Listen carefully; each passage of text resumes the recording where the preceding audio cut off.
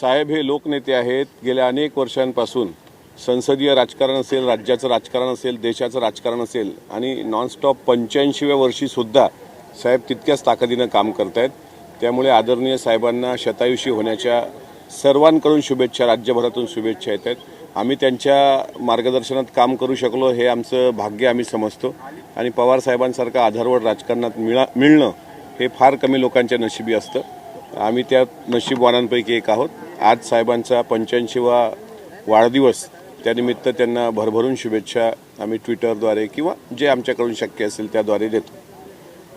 दिल्लीमध्ये जे स्नेहभोजनाचं आयोजन होतं त्यानिमित्ताने पुन्हा एकदा दोन राष्ट्रवादी एकत्र येतील याची चर्चा सुरू होती. आज त्यांचा वाढदिवस आहे, या निमित्ताने तुम्ही काय सांगाल? दोन राष्ट्रवादी एकत्र येतील. साहेबांच्या दिल्लीच्या निवासस्थानी सर्वांना निमंत्रित केलं गेलं होतं आणि त्यामध्ये तो स्नेहभोजनाचाच कार्यक्रम होता.